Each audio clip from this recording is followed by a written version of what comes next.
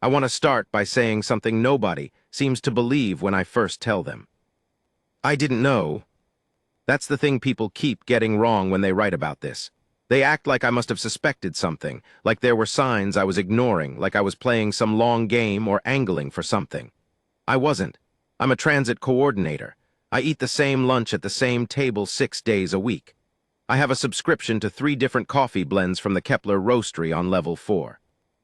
I am, by every measurable standard, a completely ordinary man living a completely ordinary life on a space station that happens to sit at the crossroads of 11 star systems. That's Helix Junction 9 for you. Extraordinary location, ordinary people living in it. So when I tell you I saved a seat for her because I thought she looked lonely, that's the whole truth. That's it. That's the entire reason. I'm not a hero. I'm not a diplomat. I'm not even particularly interesting at dinner parties. I'm just a man who noticed someone sitting alone and thought that seemed sad. Let me take you back to where it started because the beginning matters. The beginning is always the part people skip, and it's the part that explains everything. Helix Junction 9, most people who pass through here just call it the crossing, is not a glamorous place.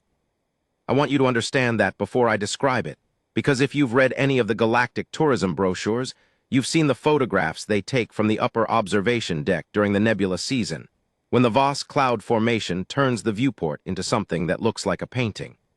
That photograph has been on the cover of 17 different interstellar travel guides. It is not representative of the daily experience. The daily experience is this: 11,000 beings, roughly 40% of them human, moving through corridors that smell like recycled atmosphere and synthetic protein, and whatever fuel compound the Drethian cargo haulers are running that particular week. The food court on level 6 has 19 vendors, and every single one of them runs at full capacity during the transit peaks, which happen 3 times a day when the connecting shuttles arrive from the main system lanes. The floor in Corridor 7C has had the same crack in it since I started working here 11 years ago. Maintenance has been going to fix it for 11 years. The crack is, at this point, something of a landmark. I love this place. I mean that without any irony. I love the noise and the crowd and the way the lighting shifts from the artificial sunrise cycle in the morning to the blue-tinted evening setting at 1800 hours. I love knowing which vendors give you extra portions if you come during the slow period. I love knowing the maintenance cycles well enough to get to the observation lounge right when the cleaning crew leaves and before the afternoon crowd arrives. I have built an entire comfortable life in this station, and I want that context because it matters. Because she didn't fit. That's the first thing I noticed about her. Not what she was. I'd seen Velhari before, plenty of them pass through the crossing, but the way she existed in the space. Most travelers, even alien ones, eventually adopt a kind of transit instinct. You learn to move with the crowd. You learn when to cut across, when to wait, how to navigate the peak flow corridors. You develop the posture of someone who has somewhere to be.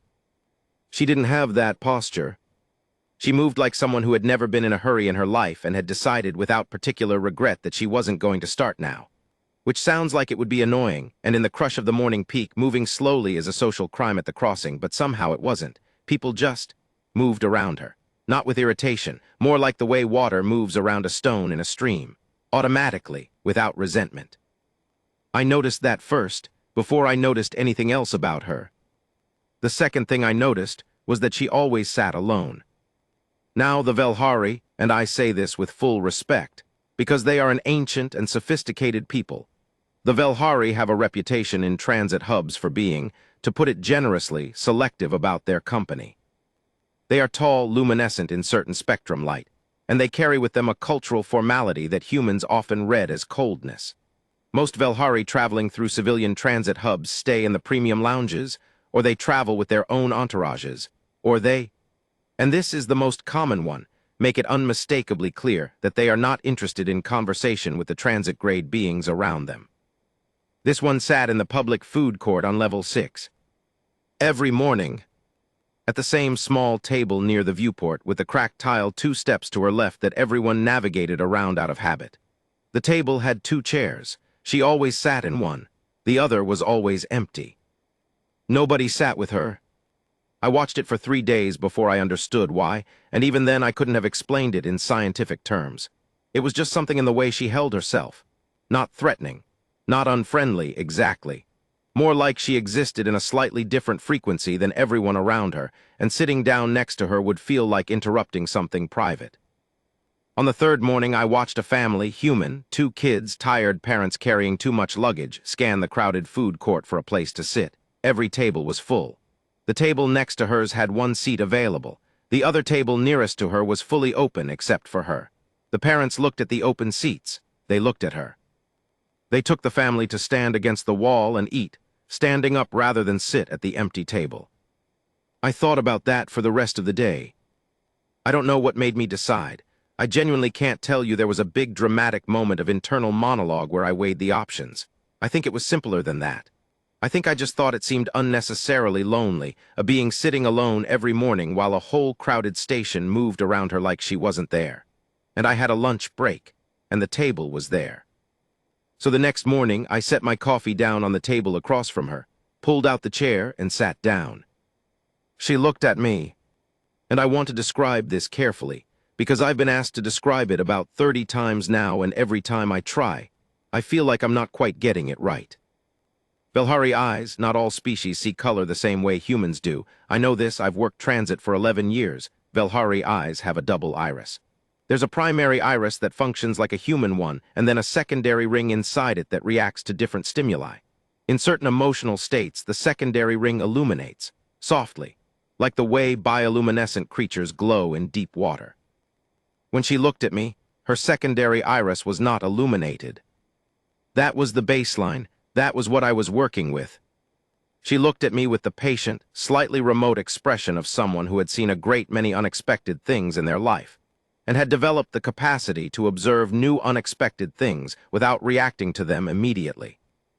I said, "Is this seat taken?" I know, profound opening line. I'm still workshopping it. She looked at the empty chair. She looked back at me. She said, and her standard was absolutely perfect. No accent, no hesitation, which I noted and filed away as slightly unusual but did not pursue, she said. "It is not." I sat down, I opened my lunch, I ate. She had some kind of beverage in a sealed Velhari-style thermal container that I didn't recognize, and she held it in both hands the way people hold something warm when they're cold, even though the environmental controls on level 6 were running at standard, comfortable temperature.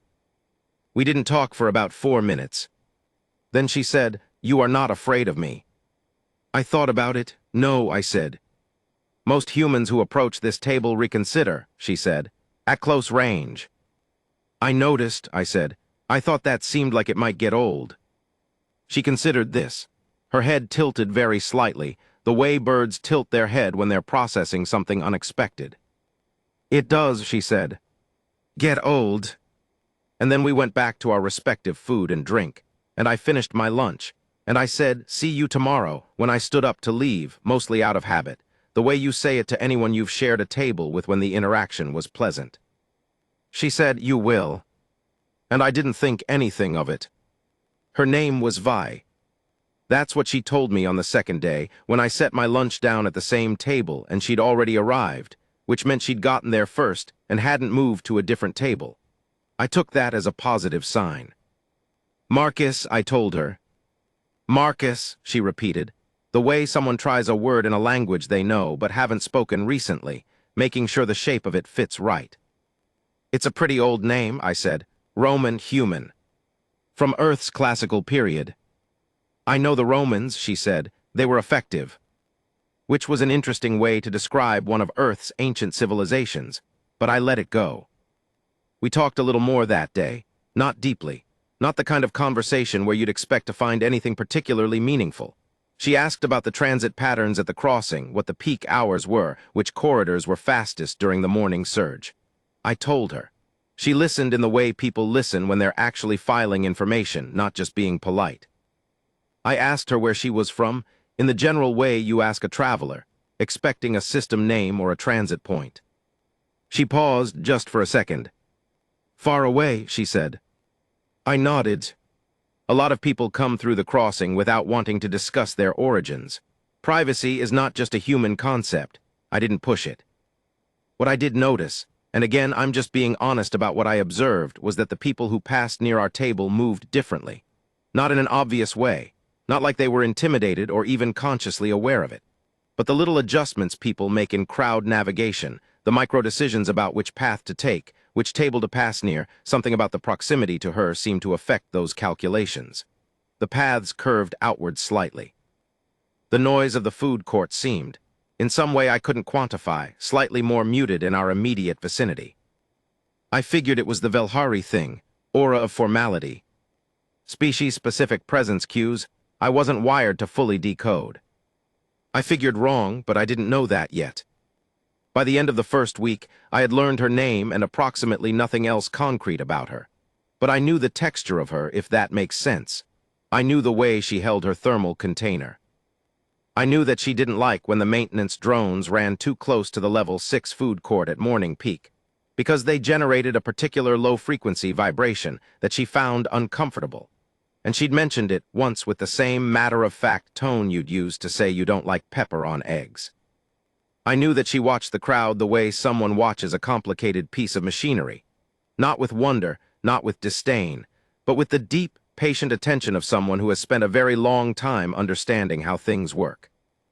I knew that she looked at the viewport sometimes at the slow rotation of distant stars, and her secondary iris did illuminate then, just slightly, not enough that you'd catch it if you weren't looking, but I was looking. I knew she was lonely, not the desperate, actively suffering kind of lonely that rattles around inside a person and makes everything worse. The other kind, the quiet kind. The kind that has been going on long enough that the person has made a kind of peace with it, folded it into the architecture of their daily life like you'd fold a scar into your self-concept. Just part of the landscape. I knew that because I recognized it. I'd had my own version of it for a few years. After my wife transferred off station to take the position on Kepler outpost, and the decision to follow her stay turned into the decision that ended the marriage, and the station that had been home became home in a lonelier way. I was fine. I am fine. But I recognized that particular quality of aloneness, the kind that doesn't need fixing, just occasionally needs company. So I kept coming back. And she kept being there when I arrived. Document 2, secondary testimony. Witness, Priya Anand Chowdhury, food vendor, Second Son Coffee and Provisions, level 6, Bay 14. Interview date, standard year 2387, cycle 14, day 24. Transcribed verbatim. I saw the whole thing from the beginning, both of them. I've had the Second Son spot for 8 years. Level 6, Bay 14, right angle to the viewport tables. You want to know who sits where and when on this station? Ask a food vendor. We notice everything. We have to. Our entire livelihood depends on knowing where traffic flows, who lingers, who's in a hurry, who's going to order something to stay, and who's going to grab and move. Marcus Webb has been my customer longer than I've had the stand. He comes in every morning at 7:42 before the peak surge, which means I can actually talk to him without 6 people waiting behind him. Double-strength Kepler blend, no sugar, a splash of the Europan cream substitute because he's lactose intolerant but doesn't want to fully commit to the lifestyle. He's a good customer and a decent human being, which I say about maybe 30% of my customers, and that's being generous. The Velhari woman started appearing about, maybe 6 weeks before everything happened. Showed up one morning, sat at the viewport table, had some container of her own with her. Didn't order from me or anyone else on level 6. Which, commercially speaking, was not ideal for any of us vendors, but I wasn't going to say anything. You don't poke a Velhari unless you want the entire cultural weight of an ancient civilization looking at you. She came back the next day, and the next. Every morning, same table, same chair, the one facing the viewport, right side, same container. Same posture, same quality of stillness that made everyone else feel slightly uncomfortable without being able to say why. I watch people avoid that table. I watch people squeeze themselves into other spots, uncomfortable configurations, rather than sit at the empty chair across from her. And I'll be honest, I understood the impulse. There was something about her that communicated without any active hostility that she was occupying a different category of existence than the surrounding crowd. It's hard to explain if you haven't experienced it. It wasn't intimidation, exactly. It was more like, you know how you feel standing next to a very old, very large tree? Like the scale of the thing is slightly different than you expected, and your nervous system recalibrates without asking your conscious mind first. It was like that. And then Marcus Webb sat down. I watched it happen. I'm not going to pretend I wasn't watching, because I absolutely was. Marcus, bless him, walked across the food court with his lunch tray and his coffee and his absolute lack of any drama whatsoever, pulled out the chair, sat down, and started eating. Just like he would at any other table. Just like she was any other table companion. I held my breath.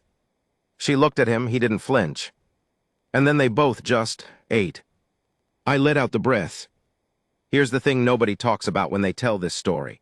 The week after Marcus started sitting with her, the table situation on level 6 shifted. Not obviously, not like someone drew up a seating plan, but the radius of empty space that had formed around her table, that invisible bubble where the crowd curved away, started to shrink. A little each day. By the end of the second week, a father and his daughter were eating lunch 2 tables away and not visibly uncomfortable about it. By the third week, I had 2 customers sitting adjacent to her without even seeming to think about it.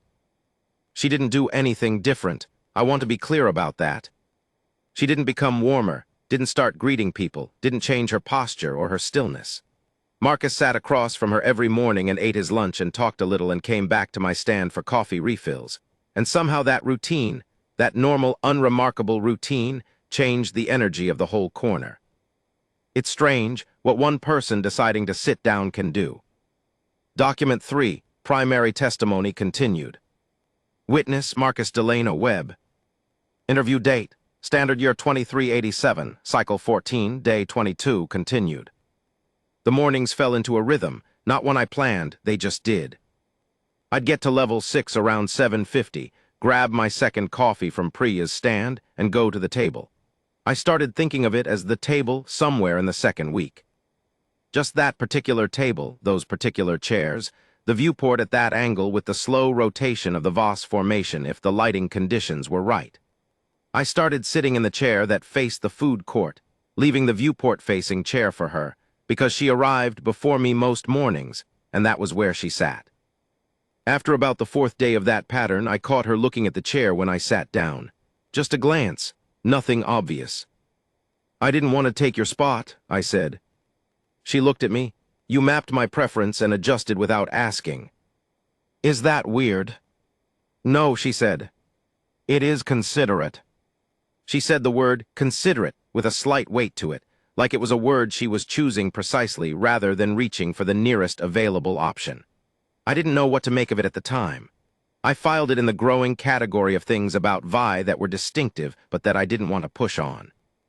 What I can tell you is that she talked more as the weeks went on, not explosively, not like someone who'd been waiting to open up. It was gradual, like a slow tide. A few more sentences each morning, a question that was slightly more personal than the day before.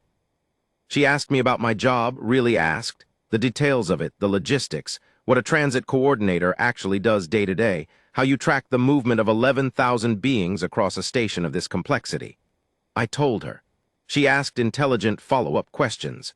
Better follow-up questions than I get from most humans who ask the same thing. She told me in the way that people tell you things about themselves when they're still deciding how much to reveal carefully without volunteering more than what's asked, that she had responsibilities. She said responsibilities, the way someone says my whole life when they don't want to be dramatic about it. She told me she had been traveling for what she called a necessary period of rest and absence, which I took to mean she'd burned out on something. I understood that. I've had 2 periods in my 11 years here where the station felt like too much, and I needed a week alone in my quarters with bad entertainment and good coffee. The scale seemed different. She talked about the period of rest in a way that suggested it was longer than a week, but I understood the concept. She told me that most beings she encountered in her daily life treated her in a particular way that she found, over time, structurally exhausting. I asked what she meant. The way they position themselves, she said. Their bodies, their expressions, the calibration of their words. There is a performance that occurs in my presence that has become, she paused, very tiring to be the audience for. I thought about it, people acting like they're being watched. As though everything they do in my presence will be assessed and have consequences. That does sound exhausting, I said, for both sides. Yes, she said, and her secondary iris illuminated, not much, just a flicker. I finished my coffee. I said, "I'm just going to keep eating my lunch then." "Please," she said. In the third week, I saw them for the first time. The entourage, though I didn't call it that then, I called it. Those people in gray in my head appeared at the outer edge of level 6 during my lunch on a Tuesday. 3 of them. Velhari, obviously. Tall still, wearing something that wasn't quite a uniform and wasn't quite casual wear. They positioned themselves at intervals around the perimeter of the food court. Not aggressive, not obviously scanning, but placed deliberately in a way that covered sightlines. I glanced at them. I glanced at Vi. She was looking at her thermal container. "Friends of yours," I said. A pause. "They ensure my safety." "Are you in danger?" "Not presently." "Okay," I said. "Good coffee today, by the way. Priya's running the single-origin Kepler blend this week. You should try it." She looked at me like I'd said something unexpected. "You are not going to ask more questions?" she said. "About your security detail. About why I have one." I shrugged. "Plenty of people travel with security. I coordinate transit for a living. I move high-profile passengers through this station regularly. Nobody has to explain themselves to me." "Marcus." "Yeah. You are genuinely unusual." "Thanks," I said. "I think." She almost smiled. I say almost because I wasn't entirely sure if Velhari facial structures produced smiles the same way human ones did, and I didn't want to project. But whatever the expression was, the slight softening of her mouth, the incremental relaxation of the area around her eyes, it looked like what a smile would look like if someone was slightly out of practice at making them. Document 4, Testimony from Security Personnel.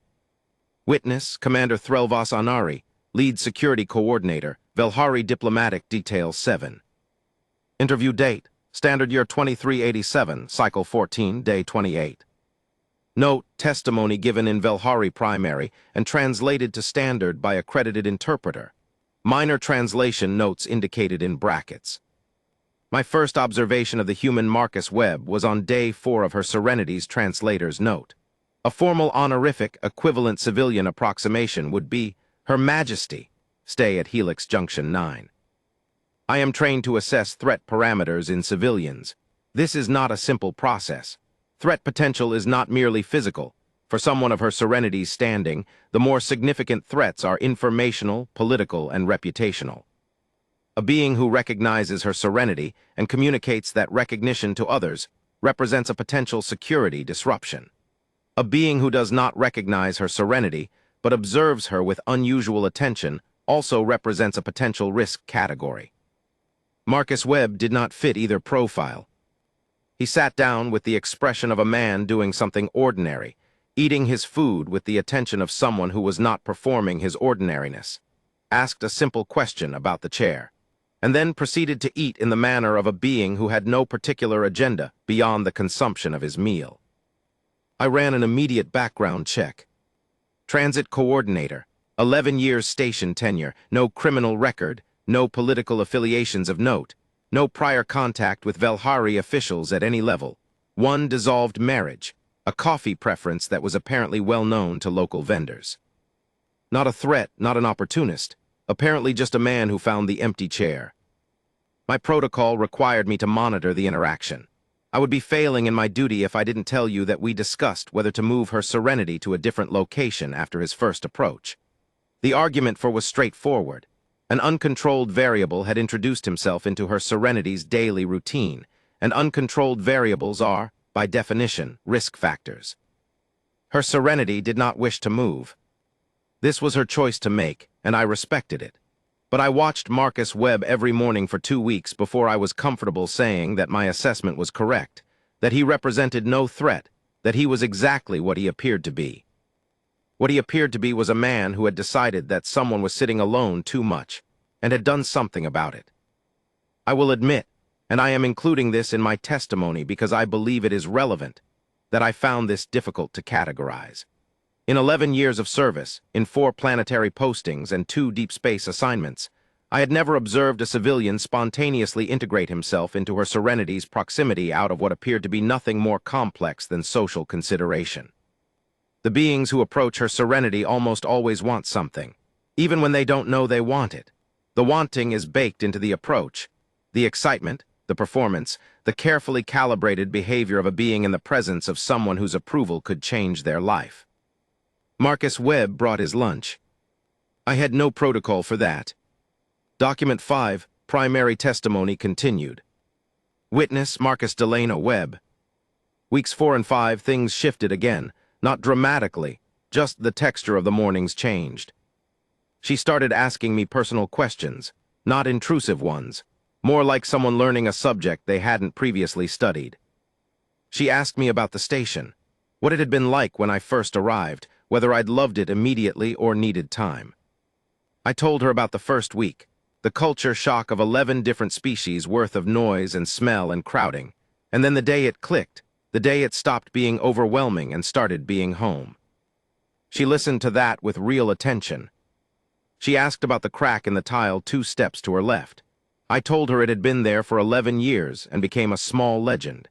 She looked at it with a serious expression that I couldn't fully decode and then said, "That is the most honest thing about this station. The unfixed crack. The thing that is known and accepted and left as it is," she said. "Not every imperfection needs correcting." I thought about that for a long time after. She asked about my marriage carefully, in the way someone probes a topic they're not sure is safe. I told her the basic version, not unhappy, just differently directed, and sometimes 2 people's directions stop overlapping even when nothing is technically wrong. She was quiet for a moment. "That is," she said carefully, "a particular kind of loss." "Yeah," I said, "but I'm okay." "I know," she said, "that is clear." "How?" "Because you make coffee a priority. People who are not okay do not maintain small rituals." I laughed, the first real laugh I'd had at that table. She looked at me with that expression again, the almost smile, slightly more definite this time, more practiced. "That's a very specific theory of wellness," I said. "I have had considerable time to develop theories." "About coffee." "About people," she said. The 4th week was when I started noticing she wasn't always there when I arrived. I'd get to the table and the chair would be empty, the viewport-facing one, and I'd sit down and eat my lunch and not think much about it. And then I'd finish and leave. I didn't wait. I didn't look around for her. If she was there, she was there. If she wasn't, she wasn't. Priya mentioned it to me once, asked if things were okay with my friend. I said I assumed so, that she was probably busy, that she'd be back. I said it the way you say it about anyone who misses their usual slot at a regular place, the confidence that the routine will reassume itself. And it did. She always came back within a day or 2. And she always arrived at the table and sat down and picked up the conversation somewhere close to where we'd left it, the way you resume a book you set down in the middle of a chapter. One morning she arrived and said, without preamble, "I was in a meeting that lasted 3 days." 3 days, I said. The entity I was meeting with has a different relationship to time. That's one way to describe a bad meeting, I said. The almost smile again, more definite. Yes, she said, it is. I handed her my second coffee, the one I'd bought from Priya without really thinking about it, just because I'd noticed the day before that she'd looked at the cup with something that might have been curiosity. She took it, she looked at it. She took a careful sip. She was quiet for a moment. "This is," she said, "unexpectedly good." "Single origin Kepler blend," I said. "Priya's been pushing it all month, she's right." Vi held the cup in both hands, the way she held her thermal container. Both hands, like something warm was valuable. "Marcus," she said. "Yeah. Thank you. For the coffee." "For the coffee," she said, "and the other things." I didn't ask what the other things were. I thought I knew. I said, "Anytime," which is what you say, and she nodded, which is what she did, and we sat in the morning crowd of level 6 with the viewport and the Voss cloud and the unfixed crack in the tile, and it felt like the most normal thing in the world. Part 2, what the others saw. Document 6, testimony from transit staff. Witness, Okonkwo Abara Fenwick, Senior Security Officer, Helix Junction 9 Station Authority. Interview date, Standard Year 2387, Cycle 14, Day 26. I'm going to be straightforward with you. when I noticed the Velhari security detail positioning on level 6, and I noticed on day 3, because it is literally my job to notice when armed operatives take up perimeter positions in my station's public areas. I ran the standard escalation protocol. I filed a report. I requested disclosure from the relevant diplomatic channel. The response I got back was, and I'm going to quote it because I memorized it because it was that strange. The individual under protection is engaged in a period of private civilian activity and requests that standard station operations continue without deviation. I sat with that for about a day. Private civilian activity on a transit station, with a security detail of 3, which I later confirmed was reduced. The original detail had been 7, and she'd apparently requested it cut to 3 because the full complement was attracting attention. I made quiet inquiries, not the kind of inquiries that go through official channels, because official channels had very clearly told me to leave it alone. The informal kind, the kind that transit security people develop over years of working near enough to diplomatic traffic to pick up patterns. What I got back was fragmentary. Rumors in the way that things that are classified generate rumors around their edges. Someone in the diplomatic corridor tier who went pale when I described the security detail and then suddenly had somewhere else to be. A colleague at a neighboring station who'd heard that a Velhari presence of significant rank was on a sanctioned absence period. Significant rank? I went back to my footage of level 6 and watched the recordings. I watched Marcus Webb sit down at that table on the first day, and the Velhari woman look at him, and Marcus eat his lunch with the specific unconcerned posture of a man who had decided that eating his lunch was the main activity and everything else was secondary. I watched the security detail's body language shift in real time, the slight relaxation of the shoulder positions, the reduction in alert scanning frequency, 3 professional operatives watching one human man eat his lunch and slowly concluding that he was not a threat. And then I watched the woman's hands. She had her thermal container and she was holding it, and when Marcus sat down, she held it differently. I don't know how to put it more technically than that. The grip changed. Less white-knuckle maintenance, more actual holding. Like the act of someone sitting down across from her had given the warmth in her hands permission to be felt. I'm a security officer. I deal in facts and observation and documented evidence. I am telling you that watching that footage felt like watching something important happen quietly, and I was watching it 6 weeks after the fact, and I still felt it. I didn't escalate my inquiries after that. I maintained standard operations as requested. Whatever was happening on level 6, it didn't look like a threat to my station. Document 7, Secondary Testimony. Witness, Dr. Ewan Calloway Marsh, xenocultural anthropologist, seconded to Helix Junction 9 Research Exchange Program. Interview date, Standard Year 2387, Cycle 14, Day 30. I'm going to say up front that observing the situation was not something I set out to do. I eat lunch on level 6 because the food is better than in the Research Exchange building, and the light from the viewport is good, and I like the ambient noise. But I'm also a xenocultural anthropologist, which means I observe things professionally, and turning it off while eating lunch is like asking a carpenter to stop noticing when things are level. You just see what you see. What I saw over about 5 weeks was an unusual interspecies social dynamic playing out in a food court. The Velhari are, and this is documented extensively in the literature, a culture with extremely developed hierarchical social codes. They invented about 14 words for gradations of formal address before humans invented writing. Their social signaling is layered, meticulous, and deeply embedded in everything from posture to eye contact to the duration of pauses before a response. The woman Marcus was sitting with, and at the time, I'll admit, I clocked her as a high-status Velhari and left it at that, not knowing exactly how high exhibited all of the markers of high-status Velhari behavior when she was in the broader space. The way the crowd reacted to her, the way the security detail positioned, the quality of stillness that she carried. But at that table, something different was happening. The high-status behavioral display was, muted isn't quite the right word. Suspended, maybe. She sat at that table like someone who had put down something very heavy and was enjoying, temporarily, not carrying it.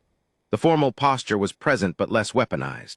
The quality of stillness was the same, but the texture of it was different, less the stillness of someone maintaining a performance, and more the stillness of someone who had stopped performing.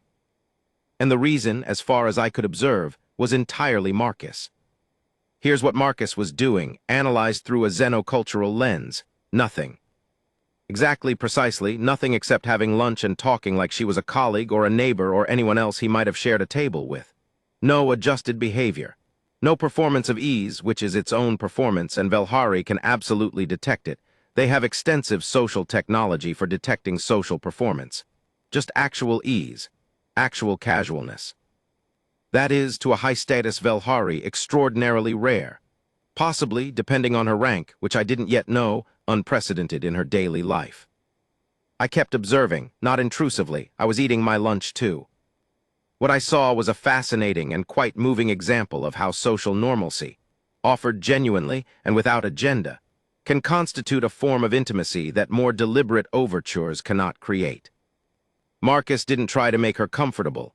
He just was comfortable, and he brought that comfort to the table, and over time it infected the space around it.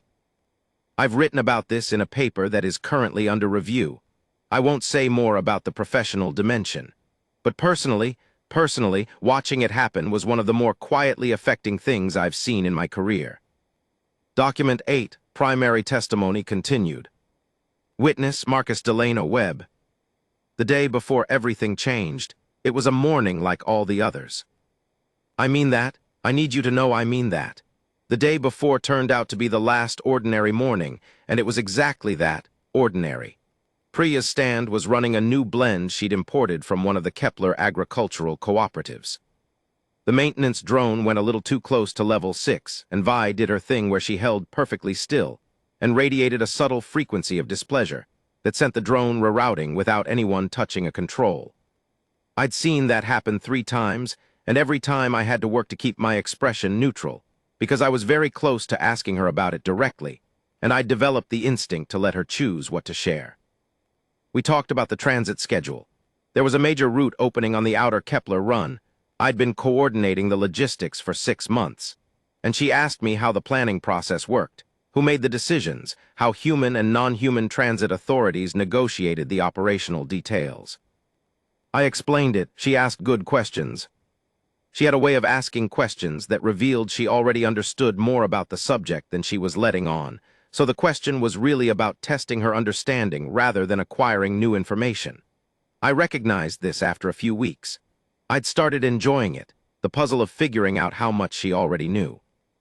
You understand transit politics pretty well for someone who's on a rest period, I said. I understand many things, she said. The rest period is about choosing not to act on the understanding. And is it working? She looked at the viewport. The Voss formation had shifted overnight, the way it does in cycles, and the colors through the transparasteel were different, warmer. Better than I expected, she said. We finished our coffee. I stood up to go. She said, Marcus. I stopped. Tomorrow there is something that will be difficult to explain, she said. I want you to know that none of it changes what I have said to you at this table. I looked at her. She was looking at the table's surface, at the mug, at her hands. Okay, I said. You are not going to ask what it is. You'll tell me tomorrow.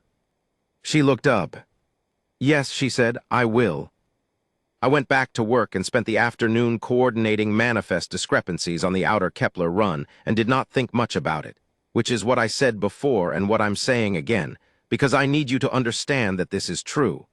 Whatever was coming didn't feel monumental in the build-up.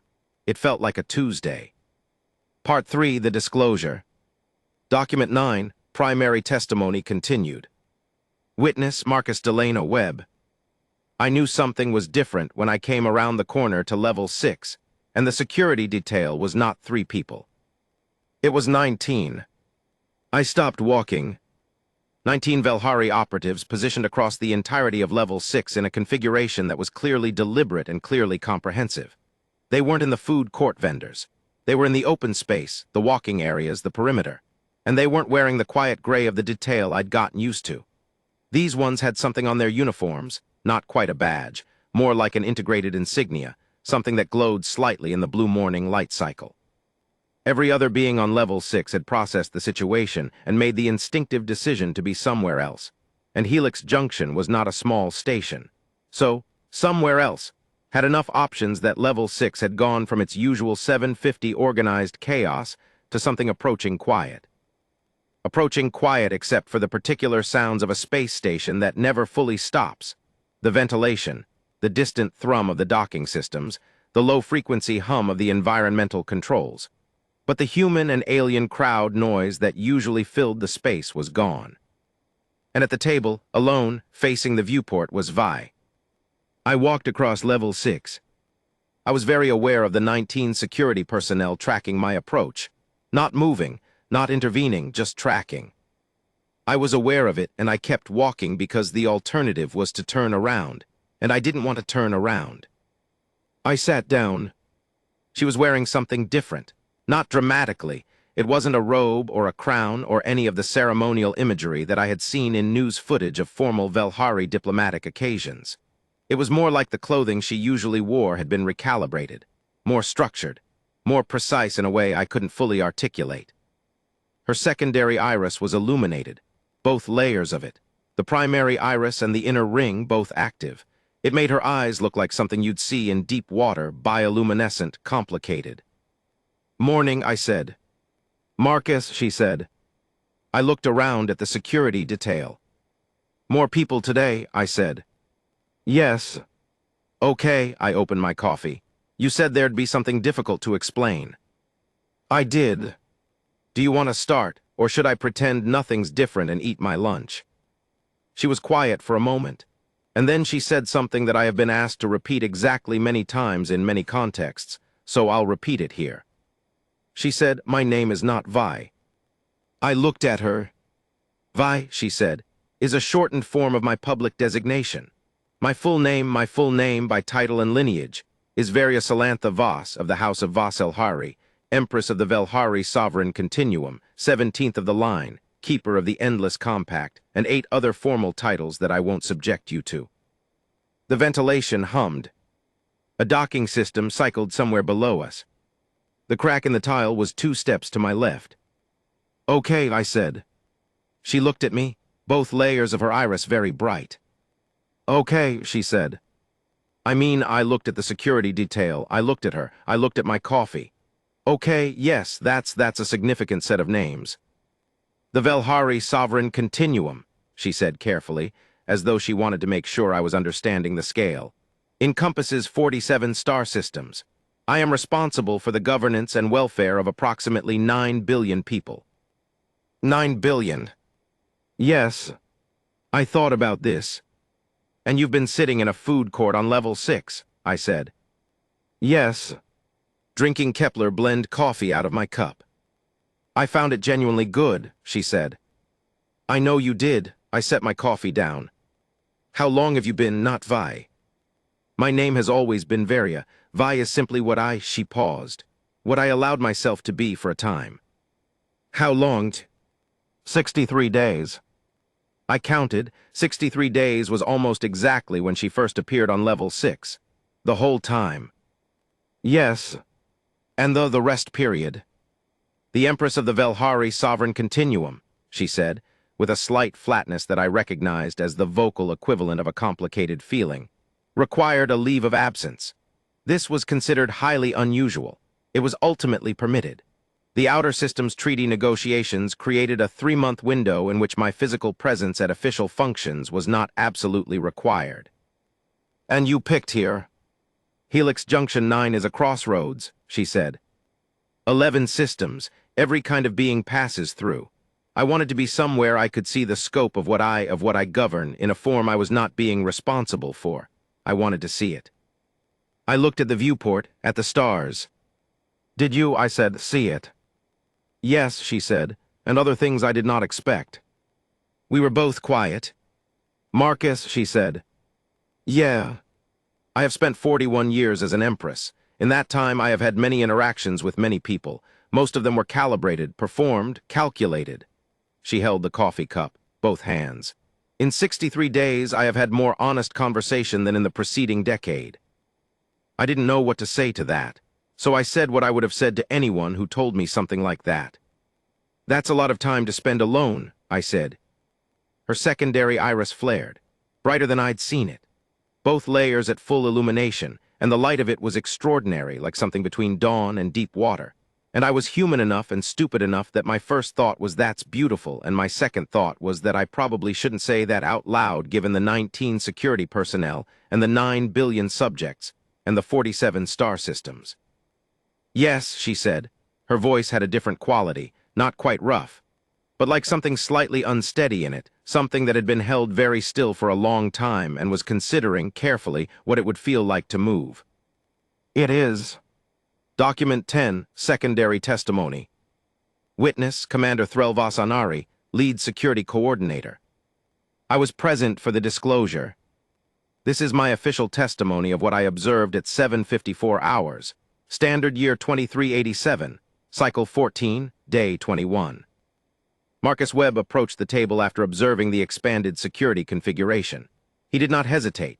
He crossed level 6 with his coffee and sat down. His biometrics, which we were monitoring in real time, showed elevated heart rate and cortisol response consistent with controlled stress. He was not calm in the physiological sense, but his behavior was calm. He chose to present calm when he felt stress, which is not nothing. Her Serenity made the disclosure. I observed Marcus Webb throughout. His face, during the announcement of Her Serenity's full title and the scope of her authority, showed a sequence of expressions that I would characterize in order as attention, recalibration, further recalibration, and then something that settled into a thoughtfulness that did not appear to be performed. He did not bow. He did not salute. He did not become flustered or deferential or excited in the way that we are trained to anticipate from civilians who discover Her Serenity's identity without preparation. He said, "Okay. I have been in her service for 11 years. I have watched dozens of beings discover who she is, in controlled settings and uncontrolled ones. I have never, in 11 years of close observation, seen anyone say, 'Okay.' What happened next, I will include in my testimony because I believe it is the part that matters most. After the disclosure, after the information had been given and received and both parties had been quiet for a moment, he did not change. He did not change the way he sat, the way he held his coffee, the angle of his shoulders. He did not adopt the particular stiffness that beings acquire when they become aware they are in the presence of authority. He did not start choosing his words more carefully in the visible way that people do when they are suddenly aware that their words have weight. He said that's a lot of time to spend alone. That's what he said. 9 billion people, 47 systems. 17 generations of the most powerful lineage in the Velhari sovereign continuum. That's a lot of time to spend alone. I had to step back from my monitoring station for approximately 30 seconds. This is documented in my personal log, time-stamped. I am not professionally permitted to have personal opinions about Her Serenity's private interactions, but I am providing this testimony to a civilian archive, and so I will say this once. In 11 years of service, I have waited a long time to see someone look at her and see a person first. Document 11, Primary Testimony Continued. Witness Marcus Delano Webb. After the disclosure, she had to leave. There were things that had been delayed and couldn't be delayed further, 9 billion people worth of things, apparently. She told me the 3-month leave period was ending. I told her I understood. She stood up. And this is the part that's hard to describe in a way that doesn't sound like I'm making it up, so I'm just going to describe it plainly. She stood up, and she became different, not a different person, the same person, but with all the things she'd set down at the table picked back up. The posture lengthened. The stillness reorganized itself. The 19 security personnel shifted orientation simultaneously, a synchronized movement like a field of compass needles when someone brings a magnet near. The space in level 6 seemed to redistribute itself around her, the way it had when I'd first seen her, the way it hadn't for the past weeks because I'd stopped seeing it that way. She was the Empress of the Velhari sovereign continuum. She was visibly, undeniably that. And she was also Vi, who held her coffee in both hands and had theories about small rituals. She looked at me. "Marcus," she said. "Yeah." "The chair," she looked at the viewport-facing chair. "You reserved it." I didn't want to take your spot, I said. Every morning for 63 days. It seemed right. No one has ever, she stopped. She started again. I would like to continue this. Lunch. Conversation, this table, the coffee. She looked at the viewport. This specific viewport.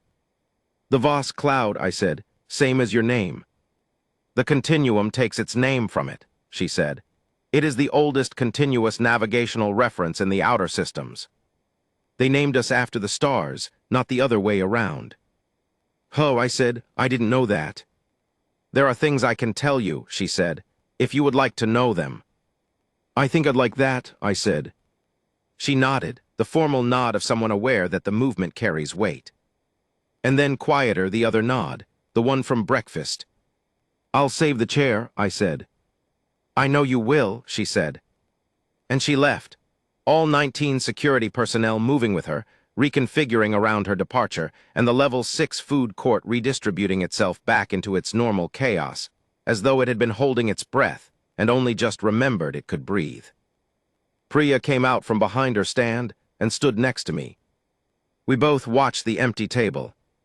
So Priya said, "Yeah," I said. "That was, yeah, an Empress. Apparently." Priya was quiet for a moment. "She tipped you on my coffee," she said. I turned to look at her. Priya was holding a data chip, small, Velhari design.